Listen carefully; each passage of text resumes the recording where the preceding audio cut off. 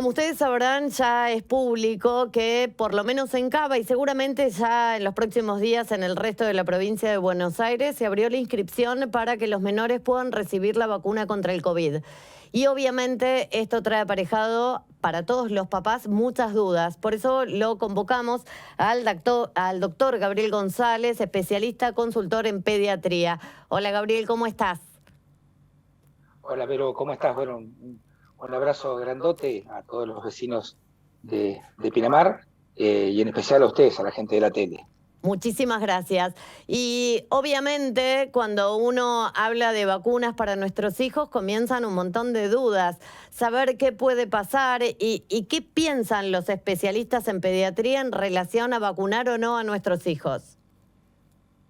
Bueno, sí, es un tema bastante espinoso, que esto viene desde cuando empezamos con la pandemia a hablar de las primeras vacunas que se estaban experimentando para coronavirus, que la gente tenía muchas dudas. Ujú. Y yo muchas veces le planteaba en el consultorio, vos imaginate que cuando se decidió empezar a dar una vacuna experimental, no se dio experimentalmente en lo general de la población, como para pensar que éramos todos chanchitos de la India, sino antes se tomó un grupo testigo de gente, se hizo las pruebas iniciales un poco más rápido de lo habitual, porque obviamente estábamos en pandemia y era una gran emergencia tener la vacuna rápidamente.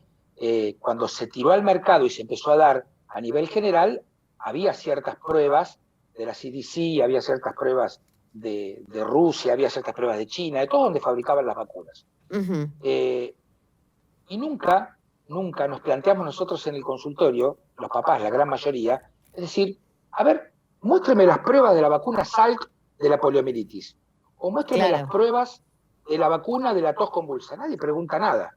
Como son calendarios de vacunación extendidos de mucho tiempo, la gente se vacuna, ¿sí?, sin ningún tipo de problemas. Y la gente tiene que saber que toda vacuna, toda medicación, todo lo que ingresamos al organismo para alterar en beneficio alguna función, siempre tiene algún efecto adverso, ¿sí? La vacuna de la polio, la Sabin, que recibimos durante tantos y tantos años, desde la época de la gran epidemia, pasando el año 57, la vacuna Sabin, cada 400.000 vacunados, provocaba un caso de polio postvacinal.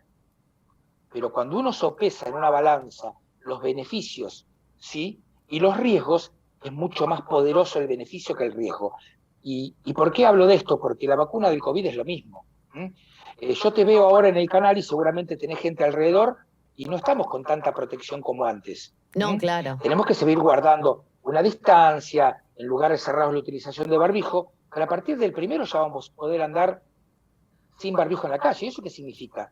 ¿Que el virus se durmió y desapareció y va a aparecer dentro de un tiempo más adelante? No. Eso significa que estamos atacando a la pandemia, ¿sí? Y la estamos atacando gracias a algo muy importante, que es la vacuna del COVID.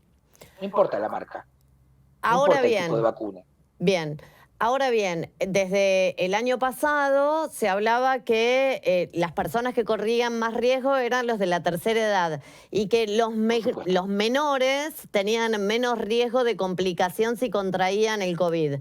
Eh, con esta premisa, ¿seguimos pensando que es fundamental vacunar a nuestros niños? Sí, yo te cuento algo, Vero, que esto es muy importante. Para nosotros hablar de inmunidad de rebaño, para que realmente la pandemia pase a ser una enfermedad endémica, tenemos que tener vacunado aproximadamente un 70% de la población mundial, ¿sí? Nuestros niños, no se enferman gravemente por COVID, ¿sí?, pero son entes transmisores. ¿Mm? Ujú. Entonces, si nosotros no cortamos el nexo transmisor, que es el ser humano, es imposible controlar la pandemia. Por eso es tan importante controlar. Llevamos 2.500 millones de seres humanos vacunados en el mundo y tenemos 7.000 millones, nos falta un ratito todavía. Claro. Vos imagínate que en Argentina ya estamos casi llegando al 50% y tenemos que tener un 70% para que la pandemia pase a ser endemia. Entonces, tenemos que vacunar a todos. Y yo creo que en algún momento se van a vacunar también chicos menores de 12 años. Seguramente en China están vacunando chicos a partir de los 3 años. Cuanto más población tengamos vacunada, vamos a tratar de contrarrestarla definitivamente esta enfermedad, que se va a transformar endémica como la gripe. Acordate que en el 2011 tuvimos una gran epidemia de gripe A. Exacto. Y cuando salió la vacuna de H1N1, pasó a ser una enfermedad endémica, como la mayoría de las enfermedades. Y vamos en pos de eso seguramente con el COVID. Ahora te pongo en cuadro de situación porque como vos decís, es una vacuna muy nueva y a uno le genera cierto temor.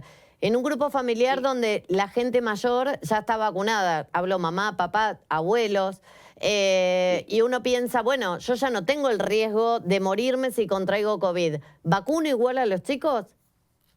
Sí, porque te vuelvo a repetir lo mismo. Los chicos se pueden enfermar, los chicos se pueden hospitalizar y los chicos pueden contagiar.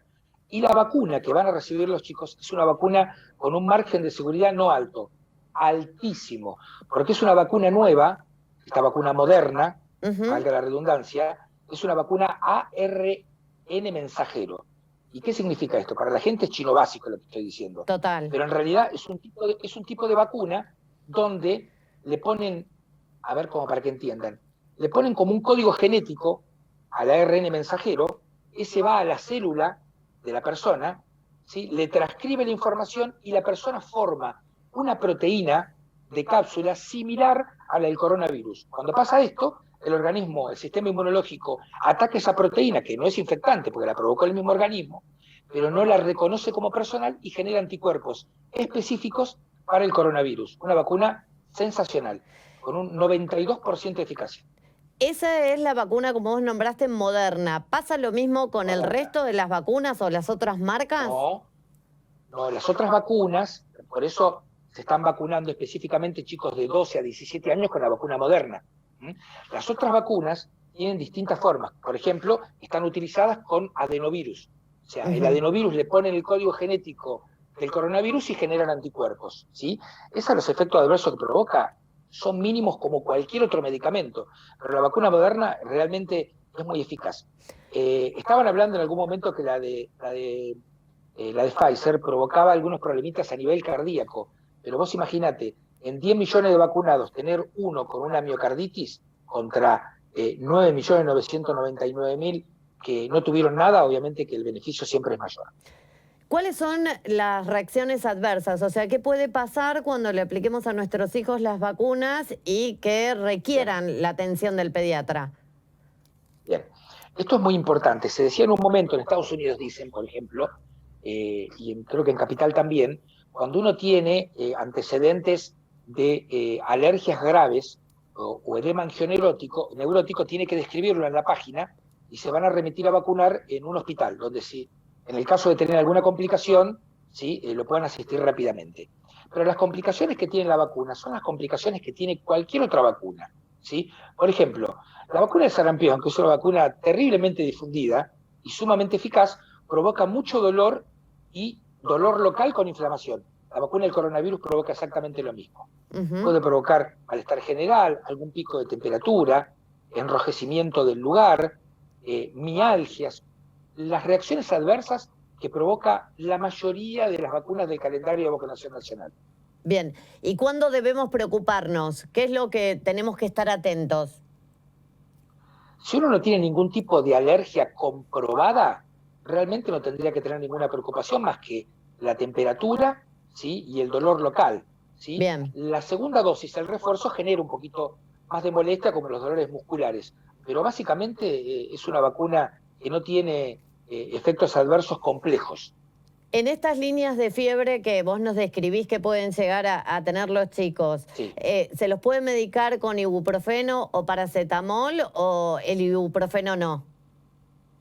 Con paracetamol sin ningún tipo de inconveniente. Igualmente el ibuprofeno ya lo estamos utilizando, porque se demitificó el tema de que la utilización de ibuprofeno provocaba alguna enfermedad asociada al coronavirus. No, ya prácticamente no. Y otra cosa importante que tiene que tener en cuenta la gente es que cuando vos te aplican la vacuna del coronavirus y levantás temperatura por la vacuna, no estás contagiando. Porque hay un mito que mucha gente dice, me dieron la vacuna del coronavirus, levanté temperatura, voy a contagiar a toda mi familia que no está vacunada. No. La temperatura es el efecto reacción antígeno-anticuerpo que hace el organismo para levantar la inmunidad, pero no va a generar enfermedad en el resto de la familia. Es muy importante tenerlo en cuenta. Y una más, ¿mito o realidad? Si tenés reacciones adversas, ¿es porque estás generando más anticuerpos o esto no es así? Eso de mito y realidad me hace acordar de Nana y Pañales, es la misma pregunta que me hacías hace 20 años. Sí, tal cual, tal cual. No, la reacción no tiene nada que ver con la temperatura. Vos podés tener una perfecta respuesta inmunológica sin haber tenido ningún tipo de síntomas. Ok, no va de la mano. No. ¿Es recomendable hacer un análisis de anticuerpos después de haber recibido la vacuna para saber si realmente nuestro organismo está haciendo efecto? Mira, hoy no se recomienda. Inicialmente, cuando se estaban con las primeras pesquisas y los primeros programas de vacunación, se hacían anticuerpos, pero hoy, después de todo lo que se ha estudiado, se sabe que si vos tenés coronavirus hoy y dentro de 15 días se te fue y te vacunaste, generás muchos más anticuerpos que si tuvieras 2 dosis de vacuna. Y si tenés las 2 dosis de vacuna, tenés una protección para evitar las complicaciones. Así que no es necesario hacerse un dosaje de anticuerpos posterior, salvo que estés dentro de un grupo de estudio y bueno, y dentro del protocolo te exijan hacerte una prueba, pero si no, no tiene sentido. Con lo que se viene estudiando y a gran velocidad, porque tengamos en cuenta que hace un año estábamos, o un año y medio, conociendo esta enfermedad, ¿nos vamos a tener que vacunar todos los años o vamos a tener que vacunar todos los años a nuestros hijos o va a ser una sola dosis? Mirá, Vero, desde el punto de vista profesional, yo te digo que para mí va a haber que vacunar una dosis anual, seguramente un refuerzo, como se está haciendo con la vacuna de la gripe. Es más, están haciendo experiencia en una vacuna asociada entre coronavirus y virus de la gripe A, para dar una única dosis asociada. Hay países como Italia que están dando la tercera dosis ya. Bien, de la misma vacuna o sea, que se vienen dando. Exacto, o por ahí combinada, viste que, por ejemplo, si vos tenés Sputnik, te pueden dar Moderna, y según los estudios, aparentemente la replicación de anticuerpos es mucho mayor con Sputnik y Moderna como con segunda dosis que dando Sputnik solamente. Igualmente el Sputnik tiene un 94%, un 92% la Moderna y un 90% la de Pfizer. Son vacunas realmente con una solvencia inmunológica importantísima. Bien, entonces vos como médico especialista recomendás que los chicos se vacunen. Es fundamental para poder terminar con esta situación. Sí, por supuesto, estoy totalmente convencido. Vos sabés, y la gente que me conoce sabe que yo soy un defensor de dos cosas dentro de la pediatría: la lactancia materna, ¿sí? Y de las vacunas. La lactancia materna porque le das todos los anticuerpos de la mamá para protegerlo, que no deja de ser una vacuna independiente del vínculo, y todas las vacunas. Las vacunas han logrado bajar muchísimo el índice de mortalidad infantil, ha aumentado la sobrevida, es parte de la medicina moderna y todos tenemos que estar vacunados. Y aparte la recomendación, ya que estamos hablando de vacunas, que no tiene nada que ver con el coronavirus, pero todos los adultos cada 10 años se tienen que dar la vacuna triple bacteriana celular, tétano, difteria y tos convulsa, porque la tos convulsa está apareciendo en adultos y es importante que la tengan para evitar las complicaciones en los menores de 2 meses. Fantástico, clarísimo. Gabriel, muchísimas gracias. No, por favor, a ustedes. Hasta Un abrazo pronto. gigante. Gracias. Hasta El doctor pronto. Gabriel González, él es médico especialista, consultor en pediatría. Atención, hay que vacunar a los pequeños. Se abre la inscripción para menores entre 12 y 17 años.